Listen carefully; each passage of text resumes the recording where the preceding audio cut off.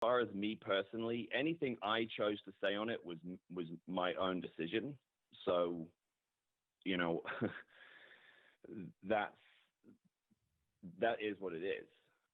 Like I said, I was very careful about the words I chose, and I stand by them. And again, you can go back and look at, I've written articles. I've published one on Flag Sports, and I have, you know, given interviews where I have strongly defended Jim, you know, when people were accusing him of making homophobic comments, because they weren't homophobic. He was criticizing someone's act. And I said, you can differ, you know, you can have a difference of opinion with Jim, but you can't hurl accusations at him for stuff that isn't there. That's not fair.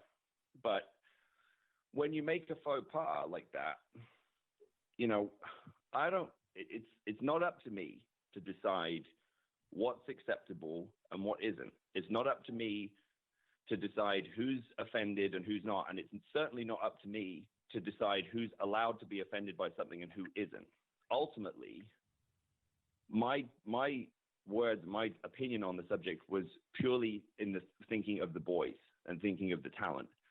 Because if you have a show like that one where Trevor Murdoch steps into the light and reminds everybody that he's a player, and Melina debuts, and all everybody's talking about is a controversial line from a controversial commentator who has a controversial podcast, that's a problem to me. And that's all there is to it. And like I said, Jim was a hugely valuable resource to us. And I would consult with Jim for advice because he's an encyclopedia of the business. It's just unfortunate that he made a faux pas and refused to own it. And it kind of, you know, for me, it's like I said, it's not the reason that I want the NWA to be trending.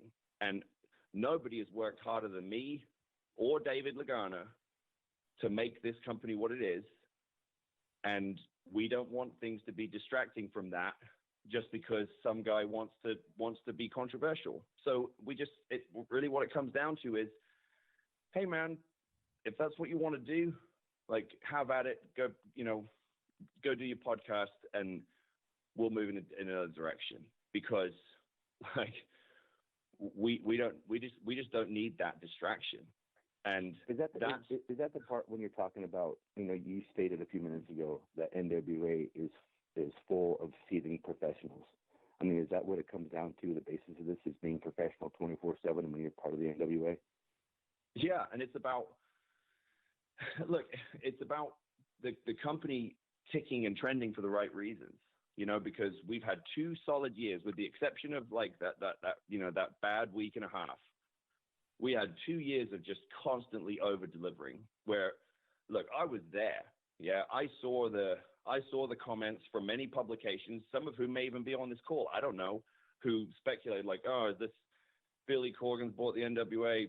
What the hell? What's he doing? Well, that's and there was all the snickering and all the back talk and all the kind of sideways comments. And then they went, oh, and they're going with Nick Aldis. Oh, you know, and then, but, you know, fast forward a year later, I'm stood in the ring in the true main event of the most talked about show of 2018.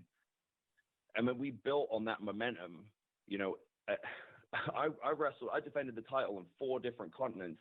I mean, I wrestled in a building that was like below freezing one day. And I've wrestled all over the world, taken bumps all over the world to make people give a shit about this championship again. So I'm not going to let it get distracted just by a dumb line that was unnecessary. And that's like I said, it was unnecessary. And it was, you know, and here's the true, if you can take one thing away from this, let it be this.